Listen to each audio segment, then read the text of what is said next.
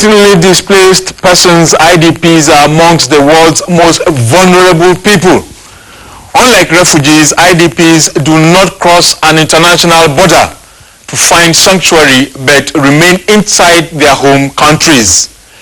Even if they have fled for similar reasons as refugees, and this could include a human rights violation, armed conflict, or generalized violence, amongst others, the United Nations Refugee Agency says IDPs, and I quote, legally remain under the protection of their own government. As citizens, they retain all of their rights and protection under both human rights and international humanitarian law. In its advisory service, the International Committee of the Red Cross, ICRC, explains that under the international humanitarian law, each internally displaced person is entitled to the right to voluntary return, non-discrimination, protection as part of their civilian population, life standards, and humanitarian assistance, family life, documentation, and education. Others are the rights to life, to dignity, and to freedom, ownership of property and other possessions, prohibition of forcible recruitment of children, and the right to employment and social protection. As we speak, there are about 3 major categories of internally displaced persons in Nigeria. These include the well-known IDPs from the northeast zone of the country, displaced by the terrorist activities of Boko Haram, and then we have the IDPs whose homes, villages, and towns have been burnt down and taken over by armed herdsmen who have been allowed to terrorize and ravage hundreds of communities by the government of the day. The third category of displaced persons are the thousands of BAKASSI Peninsula returnees who have been forced to leave their ancestral homes by the Cameroonian authorities and their brutal police force, the gendarmes, after Nigeria ceded the oil-rich territory to the Republic of Cameroon in Central Africa following the October 10, 2002 judgment of the International Court of Justice, ICJ, and the subsequent Green Tree Agreement. Many things have been happening for us based in ICJ judgment. Many of die hungry. Since 2014, there is no relief material for our mothers and our children. 2014, there is no education for us again. 2014, there is no school for us again. They promise us to give us a conditional cash transfer for our elders want to use it and sustain their living. All this promise is false. Some people are sleeping for ground, and for the group, some children are working in the place. We need them to help us with hospital and education, so that some people did not have money to sponsor their children to school. So we wanted to bring, if it is free education, we thank God for that. A human being feeds twice in a day. Our own is, I don't know what they call it, whether 100, whether it's but I know some people eat once in a day, some people eat twice, the lucky ones may eat thrice. We have learned to live with that. But what is actually inhuman is the issue of medication. So the government cannot take interest in the health of the IDPs. Is it good for the future of this country? I'm already of age. It may not matter. And I fear the young ones may not look at it from that angle. Whoever has passed this trauma of Boko Haram and then is neglected in the capital in terms of hunger, in terms of medication. Pathetic stories across the length and breadth of the Federal Republic of Nigeria, a sovereign democratic state a member of the international community and signatory to a number of the international instruments that guarantee the rights of internally displaced persons. It's time for Straight Talk, Nigeria's development promotion program on television, and I am TYAV. TYAV, you can also follow me at TYAV, that is on Twitter. Welcome. The plight of internally displaced persons in the country is a familiar story and was indeed not unexpected, considering the way and manner the Nigerian state has over the decades related with her citizens. The years of pain for the IDPs came to the fore in June 2016 when the leaked video of food meant for the IDPs in Borno State, Northeast Nigeria, being rebagged allegedly for sale by officials of the State Emergency Management Agency. The report was denied with a number of arguments advanced to explain away the disturbing report. One of which was that at no point did the secret cameras show that the rebagged food was indeed moved out of the warehouse for sale at any point. However, it was not long before the tragedy of malnutrition, especially amongst children in the IDP camps in Bama local government area of Borno State, was reported. The United Nations Children's Fund, UNICEF, did confirm that 137 persons died of, and I quote, acute malnutrition in a space of 7 days, that's just 1 week, with a number of the deaths not even reported. As we speak, most of the IDPs have been relocated from towns like Bama, Makfa, Dikwa and Marte to Maiduguri, the state capital, in a desperate move to stop the deaths occasioned by malnutrition and starvation. But we also hear that some of the IDPs from Mafa, Dikwa and Mate, who could not even stand on their own, died at Mugagare, where they were being screened before moving to Maiduguri.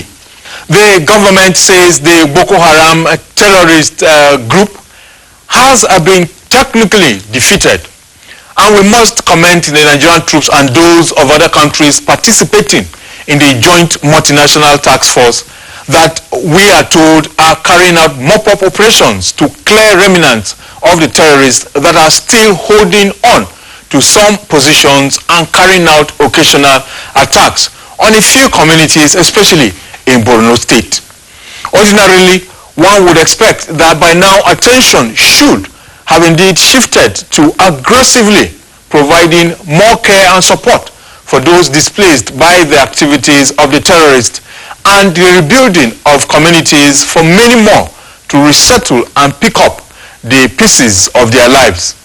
One cannot therefore help but wonder what the multi-billion naira Theophilus Danjuma-led Victims Support Fund Committee is up to at the moment, having declared that its vision is to, and I quote, restore livelihood and set the background for reconciliation and peace building amongst victims of the Boko Haram insurgency in the northeast region of the country, anchored on the Carter values of care and trust, accountability and integrity, excellence and responsiveness.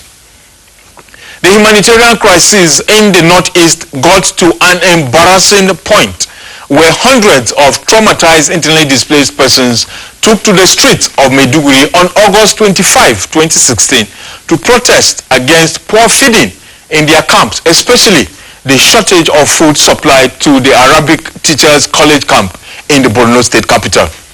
The protesters blocked the Maiduguri-Kano-Jos highway for over 4 hours, raising concerns that if the situation was that bad in the metropolis, then one can only imagine what the timid IDPs in the other towns across the state and those in Adamawa and Yobe states may be going through.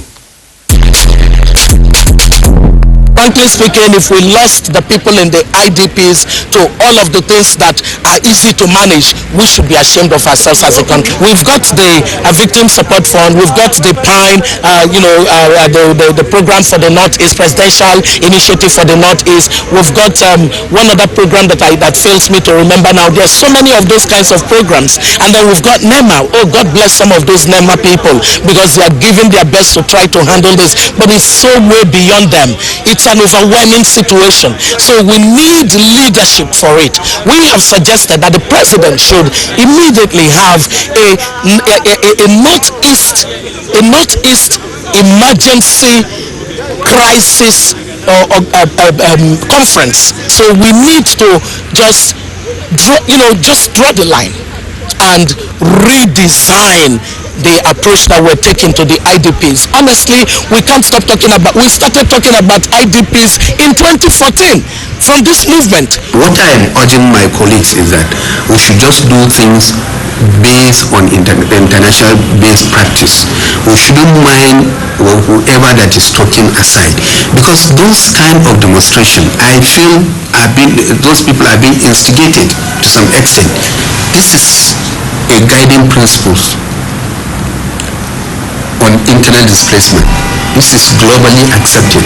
If you follow this guiding principle, wherever it is, you can't go out of this. And if you follow it strictly, there's nothing that is going to be found wanting in managing the IDPs.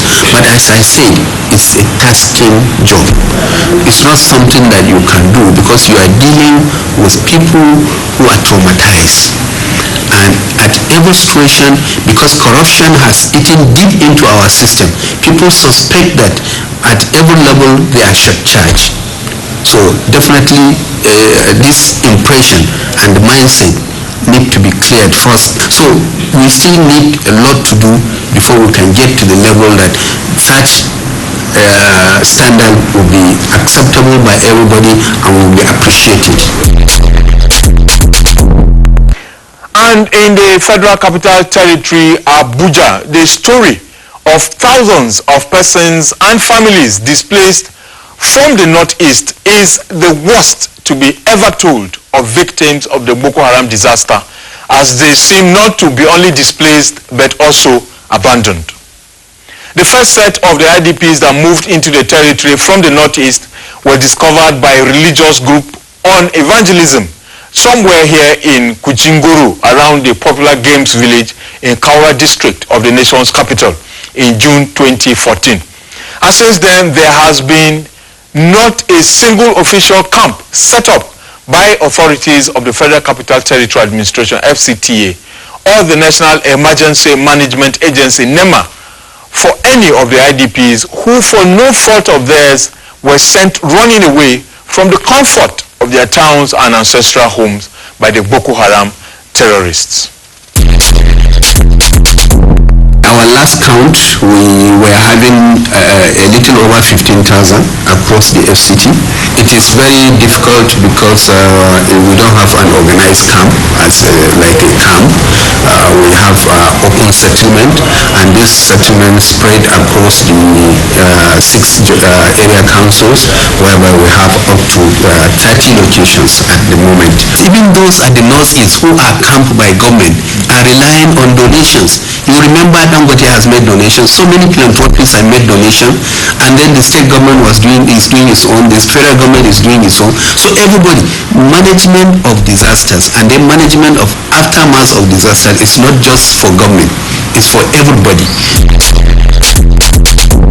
We got to one of the camps for the internally displaced persons in the Federal Capital Territory. Should we say settlement, as authorities of the FCT would prefer to call it, under the reins? And what we've seen here, just like you could also see, is very disturbing. The IDPs have, over the last 2 years and counting, practically lived under the rain during the rainy season.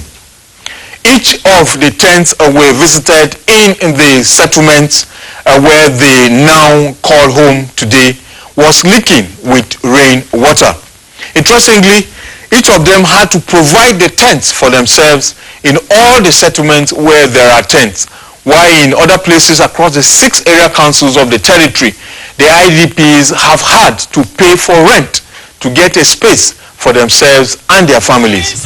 In fact, it took the intervention of members of the Bring Back Our Girls group who marched to the head office of the National Human Rights Commission to demand that the simple right of the IDPs to documentation as provided for in the international humanitarian law be accorded them through registration.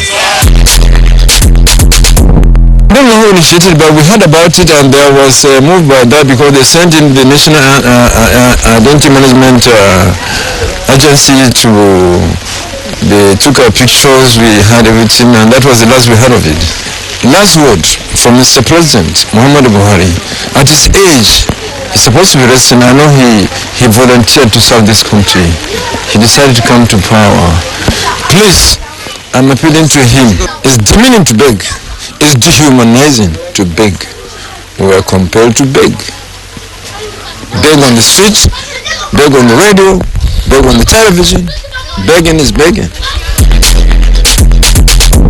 Perhaps inspired by the August 25, 2016 protest of their counterparts in Maiduguri, internally displaced persons living in the nation's capital Abuja who have repeatedly also staged protests against their harsh living conditions did so again about a week after the Maiduguri protest, precisely on August 31, 2016, mentioning the name of the secretary to the government of the Federation, Babachi Lawa, who incidentally is also from the Northeast, as being responsible for their current predicament. The federal government of Nigeria has set up a presidential committee on Northeast initiative. But unfortunately, one person in Nigeria, Mr. Babachi Lawal, Secretary to the Federal Government of the Federation, is pinning down this file. If it is not released, we will be available to march every day until he have it in his mind and find it in his heart to have the feelings for these people who are suffering, the IDPs, then so that he sign the file. I was compelled to write to the federal government through the secretary to the government of the Federation.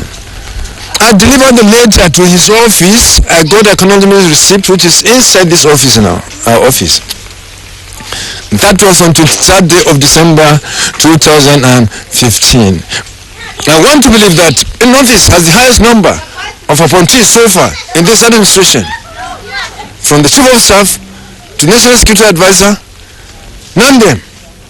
Chief of Staff, National Security Advisor, FCT Minister, I mean, none them. So what is happening? I'm not aware of that. Honestly, I'm not aware of that. I'm not aware. Back to your question of the minister not visiting them. The leadership of those locations wrote to the honorable minister that they want to see him face to face. Do they need the minister to just be there and look at them and go back? Another group of internally displaced persons in Nigeria today is the thousands of victims of the unending deadly attacks on communities by armed herdsmen across the country. Thousands are fleeing their homes, villages and towns as more communities come under the brazen violent attack of the armed terrorists called herdsmen. And as it may have been common knowledge, the thousands of displaced persons are depending on donations and support from religious and other non-governmental organizations and good-spirited individuals. For instance, in Benue State, north-central Nigeria, which is an epicenter of the bloodbath by the armed herdsmen, the United Nations High Commissioner for Refugees is supporting the coalition and network of non-governmental organizations, Bengonet, to provide support for the IDPs, including the construction of camps to accommodate the displaced persons. People in the rural areas here have brought some relief materials, but they're not significant to say that each and everybody has got. In terms of edible things, in terms of building materials, in terms of what have you. Nigeria's oldest set of internally displaced persons are the people of BAKASSI Peninsula in Cross River State, South Nigeria, who have lost their homelands since 2008 when the country gave up territorial ownership and control of the oil-rich area under the Green Tree Agreement. It will be recalled that on October 10, 2002, the International Court of Justice, ICJ, which is the principal judicial organ of the United Nations, that's the UN, located at the Peace Palace in The Hague, the Netherlands, awarded the disputed BAKASSI Peninsula in the Gulf of Guinea, which was hitherto under the control of Nigeria, to the Republic of Cameroon. It, however, took about 6 years after the landmark judgment for Nigeria to finally hand over the 3,027 square kilometers BAKASSI Peninsula to Cameroon. But trouble started barely a year after the ceremony, when Nigerians who chose to stay in the peninsula decided to run back to Nigeria following the inhumane treatment they were being subjected to in the hands of the Cameroonian authorities and police, popularly known as the gendarmes. Since 2009, thousands of BAKASSI returnees have remained displaced and continue to live under very difficult conditions. They have taken shelter under the Ikang Primary School since they returned to the country, with the National Emergency Management Agency, NEMA, nowhere in sight, leaving the Cross River State government with the burden. No feeding, no medical care. Our children have not been able to go to school. So we only hope they live the life of hopeless. We have buried about 21 persons in this camp. Today, the people of Eferikutu, the people of Amotu, and other ethnic groups in BAKASSI today have remained slaves of conscience. Though we are not going to school, but little we know our rights. If the government fails to do our right, in future they will give us our rights. We will fight for our right one day. We are told that the Nigerian government, the United Nations, and the international community have all abandoned the BAKASSI returnees, despite the guarantees of the Green Tree Agreement captured in 2008 by then chairman of the Cameroon-Nigeria Mixed Commission, Dr. Said Janit, who said, and I quote, "I also take this opportunity to address the BAKASSI people. I can assure you that you will not be left behind. The Green Tree Agreement guarantees the rights and protection of the people of BAKASSI. Both parties have affirmed their commitment to protect those fundamental rights. The United Nations will assist in coordinating technical assistance for BAKASSI, and several member states, including those represented here today, have agreed to help in this process." While we are still hoping and waiting for the federal government and the international community that were part of this Green Tree Agreement to act, Senator Professor Ben Ayade has said, let his people not continue to suffer. The major challenge of the BAKASSI people today is that of resettlement. While the Cross River State government controversially annexed a section of the ABUJA local government area of the state to merge with the Spring Island 1 and 2 and the Kwa Island, which were what was left of the original BAKASSI local government after the ceding of the peninsula to Cameroon to be able to resettle the displaced returnees. Few houses built for the IDPs, we are told, have not been handed over to them. The state governor, Professor Ben Ayade, who visited the displaced returnees, could not help but shed tears when they shared with him their expectations and hopes for the future. I'm governor of the state. Your problem is my problem. The primary person who you should cry to is me, and I'm here, and I've seen it in person. Thank you. We have started the process of acquiring land, and I'm happy you're mentioning that you have another land somewhere. That's why I've gone around the world looking for people who can partner with me to provide homes for all of you. That's how my journey took me to Germany, where I have a team of 5 people who have come from Germany to see how they can look at the situation for themselves.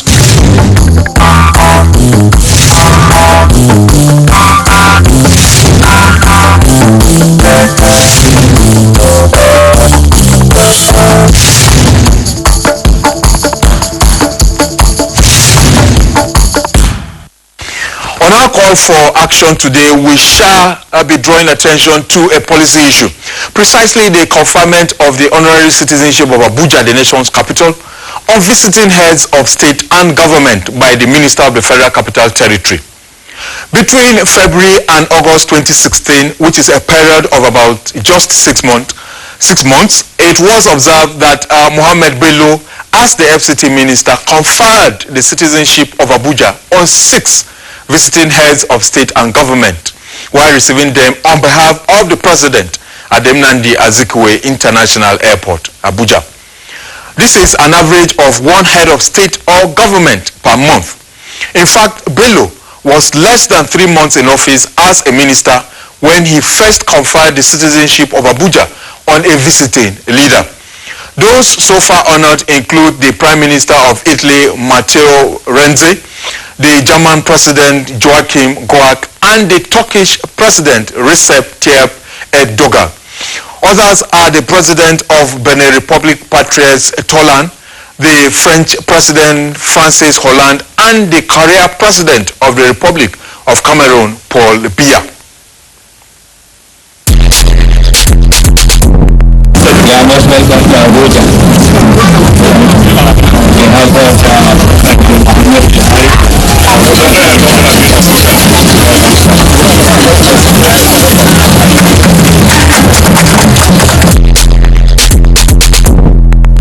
If there is a criteria for the selection of anybody, including visiting heads of state and government, for the conferment of the citizenship of Abuja, then the time for a review has come. It is important that the choices are seen to be persons of outstanding credentials, unquestionable global standing, and those who have contributed significantly, it must be mentioned, to the development of the capital city or Nigeria in general. That's Straight Talk. I am TYAV. Thanks a lot for investing your time with us, and we must also appreciate our partners, Media Dimensions, for